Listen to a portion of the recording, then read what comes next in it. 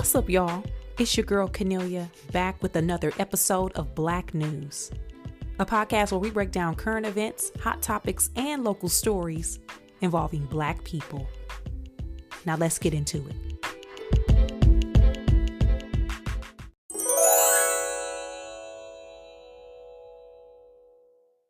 Y'all, it's like a lot of random stuff happening. Well, first of all, hey everybody, okay? Hey y'all, hi. Hi. It's a lot of random stuff going on, y'all. Last week, guys, y'all remember last week I said there wasn't no topics. I found a way to finagle a podcast episode out of thin air, okay? I'm talking about talking for a whole 30 minutes, y'all. If it's one thing I'm going to do, I'm going to run my mouth, okay? But this week, I feel like there are a lot of random things worth talking about that even if it's just highlighting them. So we're going to get into that here. But before I even do that, giving y'all a heads up because it's holiday season. Y'all already know I'm going to be off at some point. Okay. Yeah. Hey, y'all, I have to take my breaks. Okay. I gotta submit my PTO. I got to clock out for the break. I don't know when I'm using my PTO, but I'm going to use it. I also think, and if my calculations are correct, I might be at or very near 200 episodes of this show, y'all. Y'all, that's crazy. Can you believe this? From what I have counted, I think I might either be exactly on the nose or off by one or two episodes. But if I'm right, my 200th episode will be the week of the 25th of this month. Christmas Day. Y'all, ain't that y'all? Look at God. Okay? Look at God. If I think I'm correct, my 200 I can't even talk. I can't even get it out. My 200th episode would be that week. So if that is the case, I will definitely do an episode on that week so that it's released on Christmas Day. And then we'll take off for the week off that for the week after or following week, whatever. So I'll let y'all know. I'll keep y'all posted, but I'm giving y'all a heads up today because y'all know I'll be forgetting. I don't have no real big holiday plans. I just need to submit my PTO. Guys, come on, enough. So that's that.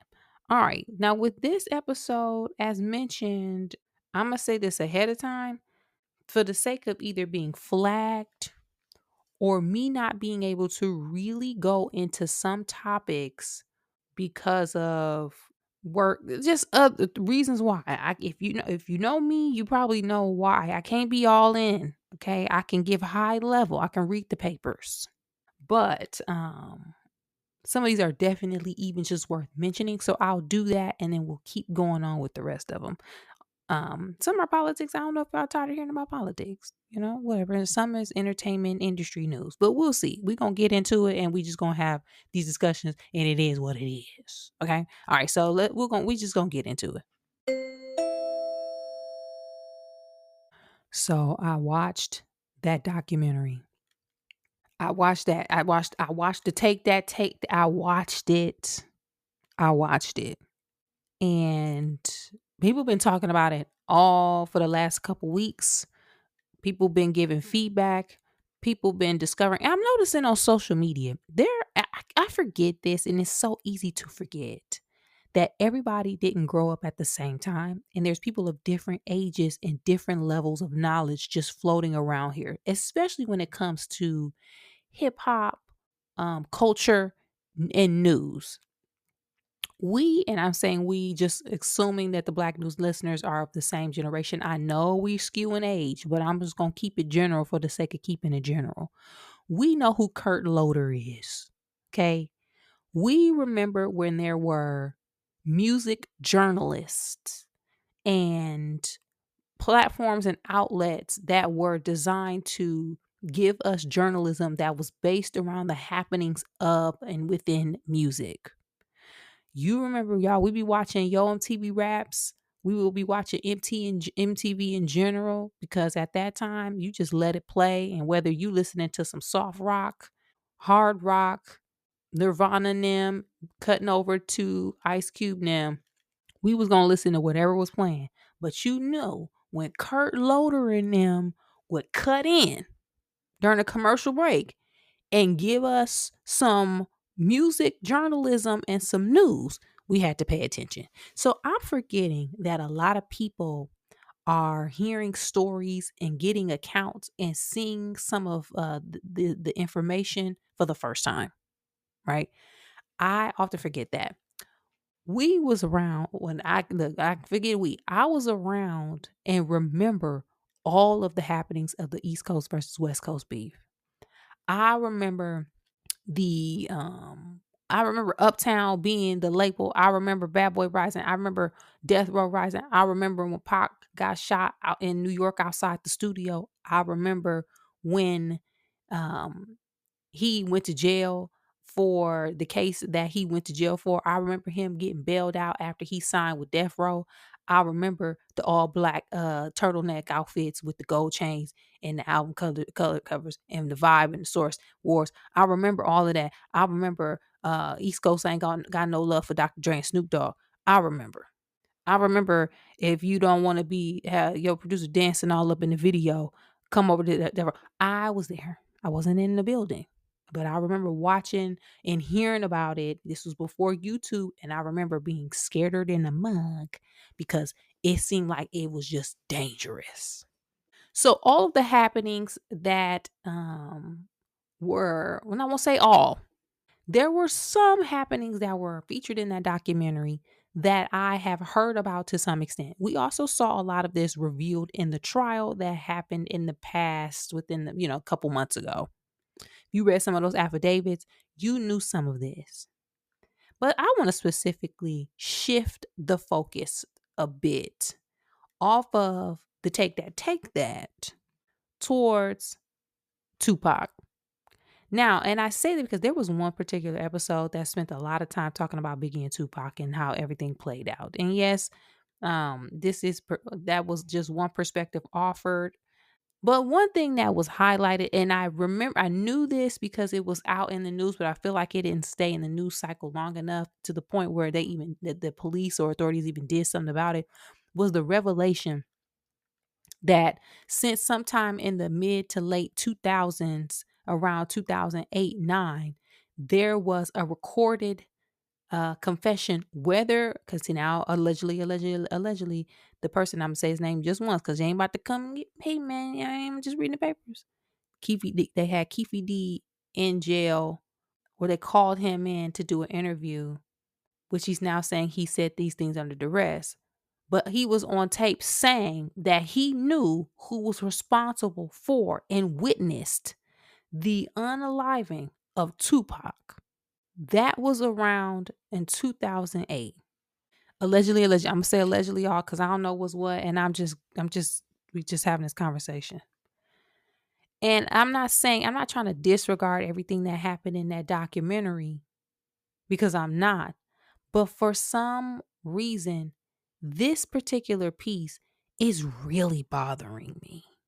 It's really bothering me because for so long, as Black people and as consumers of hip hop and lovers of the culture and children of hip hop and fans of artists who watched all of that play out and who were devastated, but have also simultaneously um, continued to push and to talk about the legacy of that man over the years, and now his fan base is grown and old and Gen X and baby and elder millennials, for us to get here right now and to hear that in 2008 somebody said they knew what happened and now we're in 2025 and ain't shit been done about it. That is blowing my mind. It blew my mind.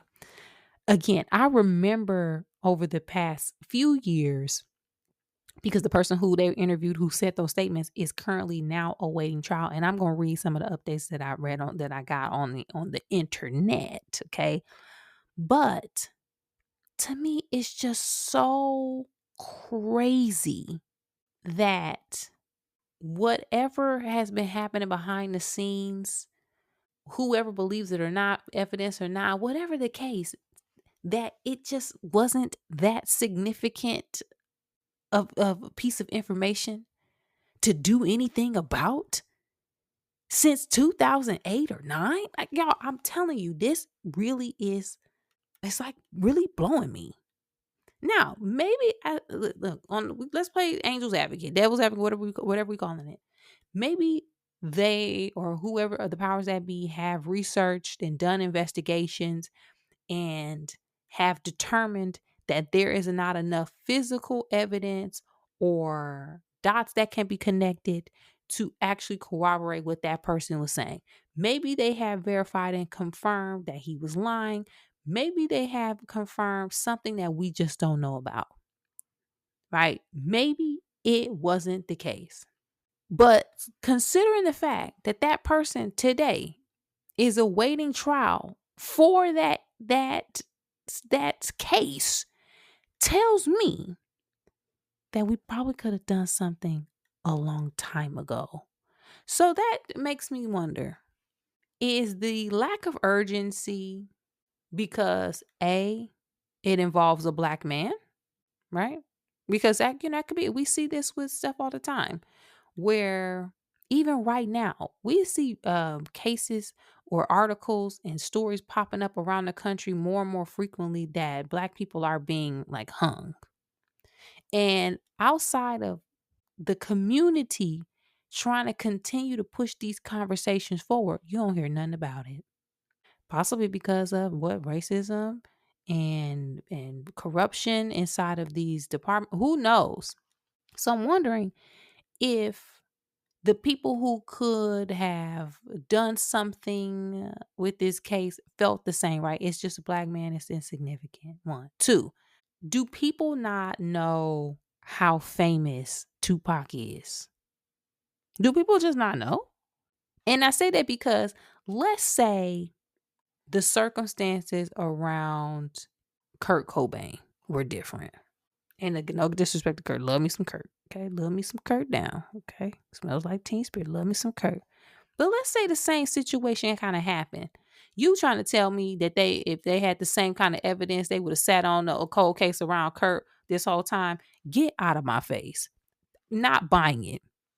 So could it be due to or associated with how hip hop was demonized during that time? Because if you remember, or if you're a Black News listener and you weren't really there, the hip hop of today is not the hip hop of the past. The early introduction to hip hop back when it first started in the Bronx, when it was people, primarily starting the craft off, rapping over beats put together by DJs that were sampled from instrumentals, and back at Curtis Blow and Crush, the Grandmaster Flash and back in the park, we used to fart. Like, it was a different time, and it was considered in that moment just some kids goofing off. It was not taken seriously at all. Then as you continue to move forward, you had rappers being more innovative with their rhymes and the craft transforming. You had the LL Cool J's, the Big Daddy Kanes, the Run DMCs. Then that transitioned into conscious rap and simultaneously gangster rap, which was around that period of time when the East Coast West Coast beef was kind of in the early stages. And I say the early stages because I remember Tupac getting scooped up in those conversations. Y'all remember when Congress and like lawmakers used to be having press conferences outside with piles of CDs in the street, and they would be bulldozing and driving over the CDs with the bulldozer, saying this is a detriment to our youth, and we need to ban this music and all of these things. So, is the lack of urgency today or up until today a reflection on an outdated idea or impression of the standing or the stature of hip hop of the past, right? Was it, we're not going to look into this. We're not going to take this seriously. We're not going to prosecute allegedly. I'm saying all this because hip hop is a detriment because in the 80s and the 90s, that's what it was. Maybe that could be what it is. Maybe people aren't looking at hip hop from the lens today as is, and I believe this year was the first time that a hip hop song wasn't at the consistently like top 10 of the Billboard charts or something like that. Don't quote me on that. But up until recently, hip hop was the biggest and most popular genre, period. Hard stop. And it took, again, a long road, 50 years of hip hop to get it to that point. But I'm wondering if that kind of tainted it, right? If that tainted the message. Also, and again, I might have said this already. Maybe people just don't know how big Tupac is right now. No, Tupac, while he was alive, was larger than life. Some people's aura and their being and their presence looms very large. That's one of the reasons why I feel like you could never, I won't say never, that is very difficult to make a biopic about Tupac that is widely accepted because has been one. But remember, people were critiquing it, and it was kind of like people were kind of side eyeing a little bit. Some people thought it was good, but it was always some chatter about it because it is hard to capture the essence of someone who loomed as large as him. It's hard to get that on screen presented by somebody and through someone else. It's very difficult. Look what Michael Jackson. Child, his whole nephew got to play him. You know what I'm saying? Like it's hard. And when he passed, he was only 25 years old, but he lived the life and had the aptitude and the presence, the wisdom, and just the spirit of somebody who was very old. Go to YouTube right now and listen and put on some interviews of Tupac. That man did not sound like he was in his early 20s at all. And Tupac was huge when he was with us and everything that surrounded him, right? And if you watch this, I highly recommend people watch the documentary on Hulu that came out a couple years ago. It was very, very, very well done. They even revealed in there that he was being groomed to be the lead of the new Black Panther Party. And he was in his early 20s. But again, Fred Hampton was a teenager, early 20s as well, before he was assassinated.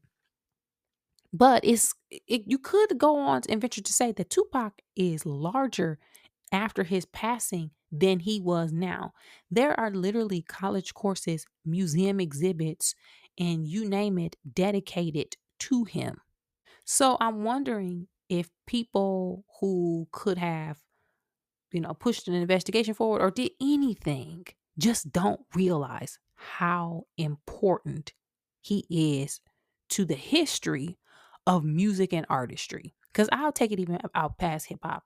Tupac is an important musical figure. Hard stop. Hard stop. But even with all that and everything that we saw in the doc, that it just mm. There were also some moments in there that talked about the Biggie element and how allegedly, he didn't want to go to LA and he was told to stay longer. The journalist Torre actually got on social media on TikTok and refuted that and was saying that he has had actual conversations with people who are close to him who said he did want to stay in LA. He did want to extend his trip and he was having a good time. So there is some nuances within that. But let me just give y'all a recap of what happened real quick and then where we are so we can move on. Just in case people don't remember, because I remember. Okay. I remember hearing this. 1996, September 7th. The year I was turning 14. I was 13 at the time. Y'all was, I was locked in. I shouldn't have been listening to rap. I was cussing at school. Okay. Anyway, on September 7th, 1996 at 11:15 p.m., Tupac Shakur, a 25-year-old rapper, was shot in a drive-by shooting in Paradise, Nevada. The shooting occurred when the car carrying Shakur was stopped at a red light at East Flamingo Road in Cowal Lane. He was struck by 4 rounds fired from a 40 caliber Glock, 2 in the chest, 1 in the arm, and 1 in the thigh. The driver, Suge Knight, was grazed by a bullet in the shooting.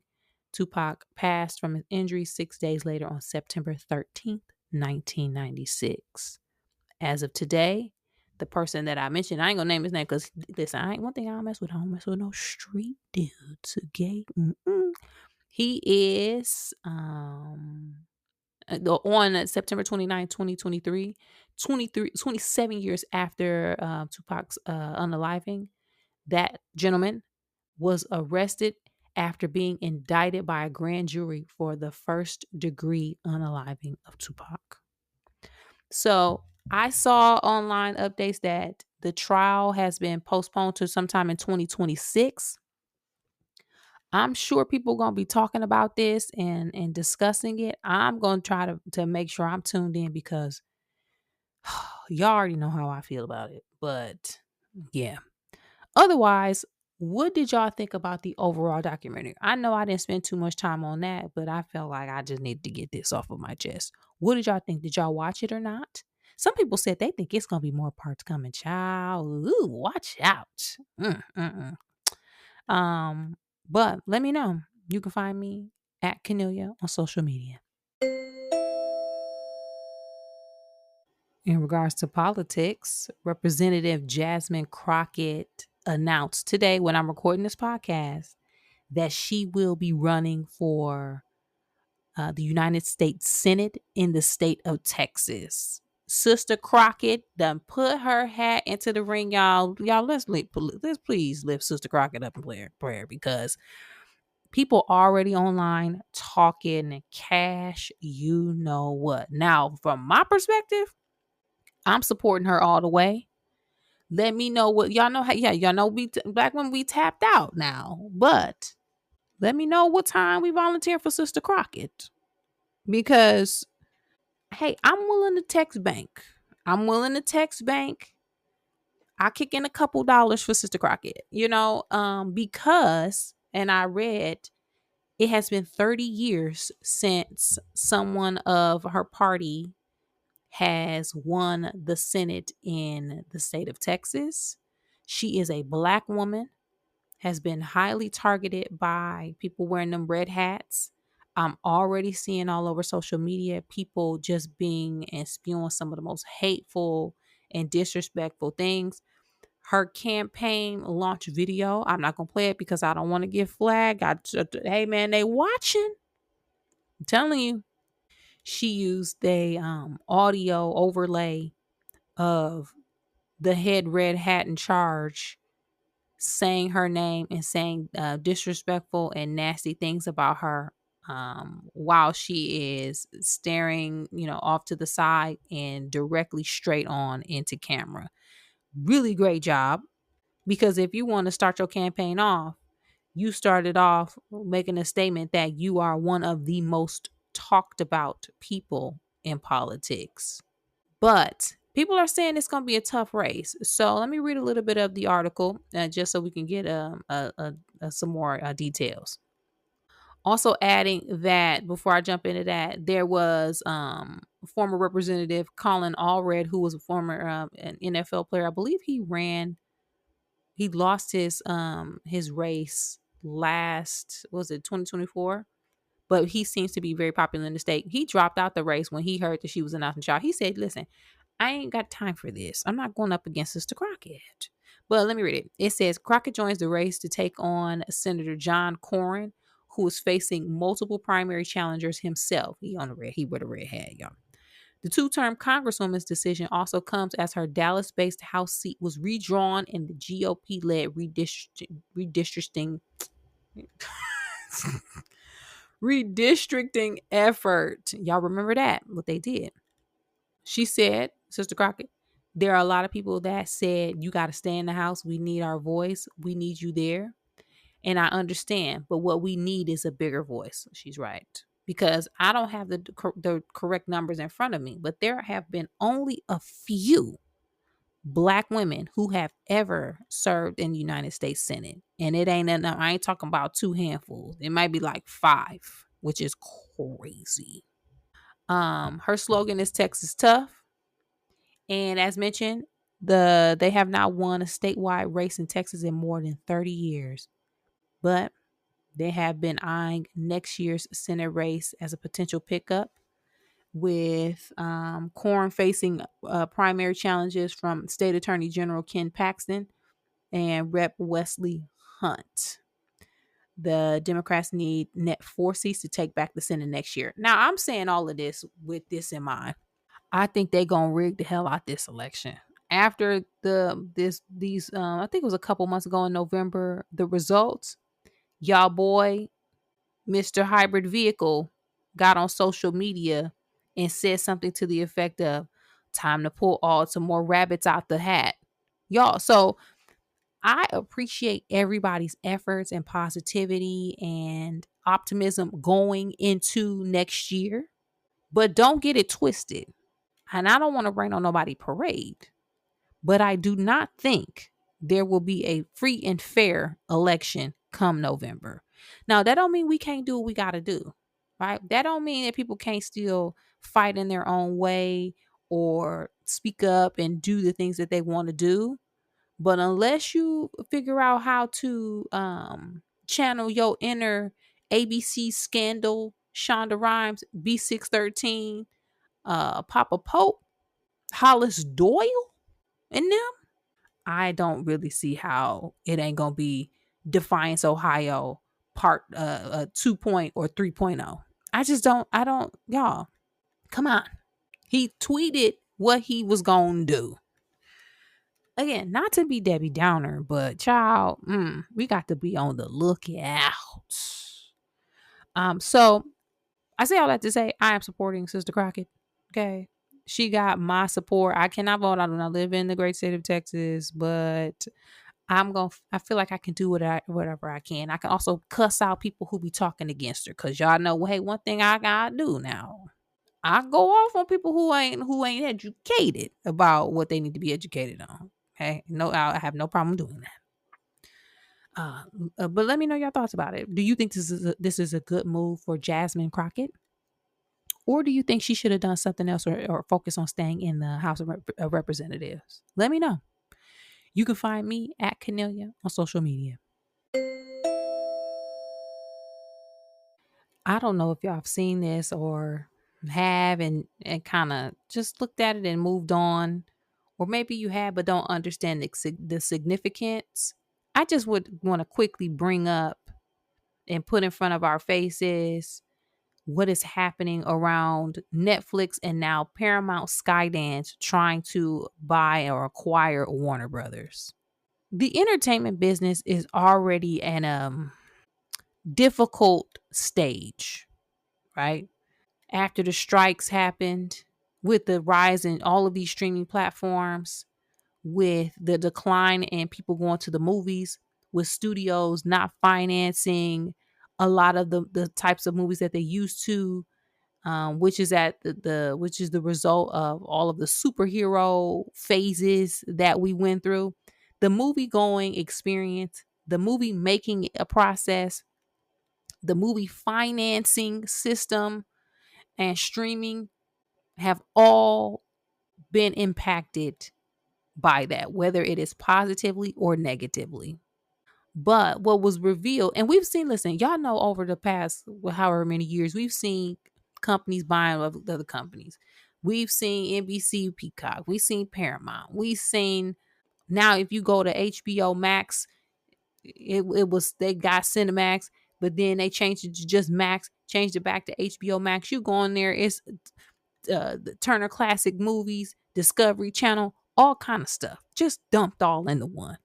But what was reported last week out of nowhere, at least for me, is that Netflix was buying Warner Brothers, which sent the entertainment industry, especially from the creative side, in a tailspin. Because immediately what people like me are thinking is, welp, There goes now we have less opportunities to make content, less places or studios or production companies or people to pitch to be able to get these this creative content out. This now means, because y'all know one thing, listen, allegedly, whatever, Netflix don't care about nobody going into the movie theater. There go the in-person movie business. There goes that element of creativity. Now everything about to be on streaming. And if it's gonna be in the movies, it's gonna be there for 1 week. Like, we immediately started thinking about that stuff like that, which is already nerve-wracking because, again, people ain't really making no money in this business. Stuff ain't getting made. It's harder to get it made, and it's only a few people making stuff. That's why when a movie like Sinners come out, because y'all know I'm always gonna bring it back to Sinners. Shout out to them, because the Golden Globe nominations came out and Sinners had 7 nominations. It was some people like the woman didn't get it. She didn't get her nomination. Delroy didn't get his nomination, which I don't like. But Brother B. Jordan got a Best Actor nomination. Brother Coogler got him some nominations. And Brother Goranson got some for the score. So, it is what it is. But back to this. We were already, panicking about the Netflix thing. And then this week, it was announced that Paramount Skydance launched a hostile bid for Warner Brothers.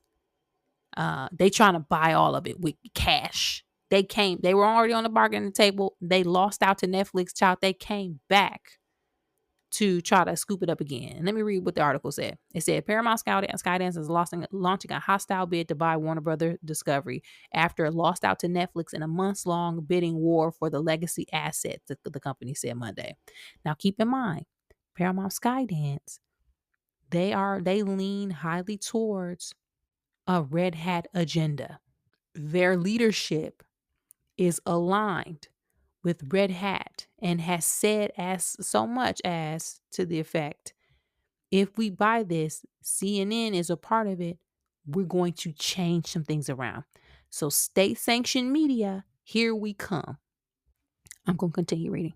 It said Paramount will go straight to Warner Brothers Discovery shareholders with an all-cash $30 per share offer. That's the same bid that they rejected last week, and it equates to an enterprise value of $108.4 billion. The offer is backstopped with equity financing from the Ellison family and private equity firm from Redbird Capital, as well as $54 billion in debt commitments from Bank of America, Citi, and Apollo Global Management.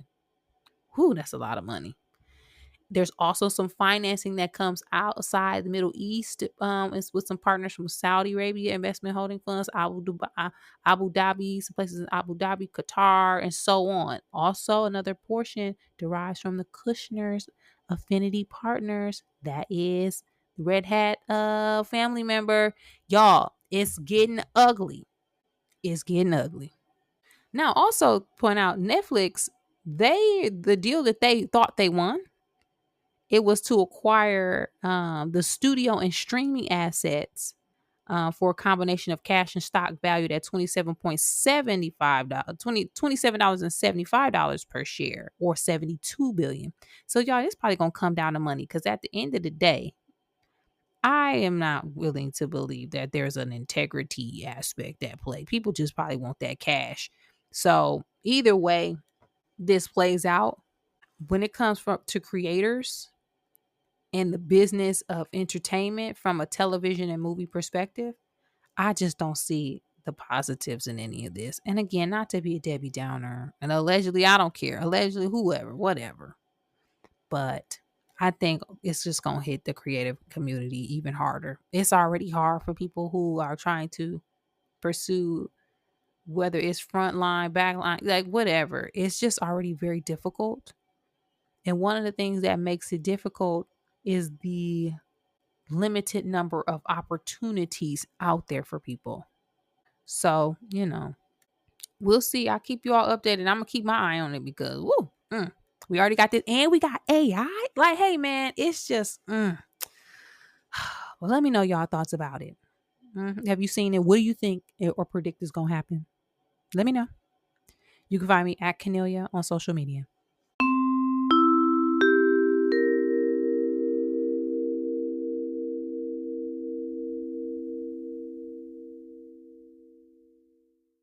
On this week's episode of Black News, we talked about the documentary, the infamous documentary that everybody has been talking about, but some specific points within that documentary surrounding Tupac.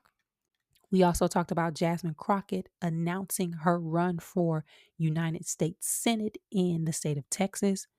We also mentioned the current happenings around the acquiring of Warner Brothers Discovery by either Netflix or Paramount Skydance. Hit me up. Let me know your thoughts about all of these topics, some or none, and I'll check back with you guys next time.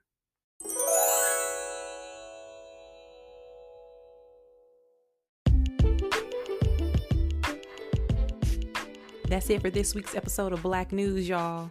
Thanks again for supporting the podcast by sharing, liking, subscribing, and rating 5 stars on your favorite podcast app.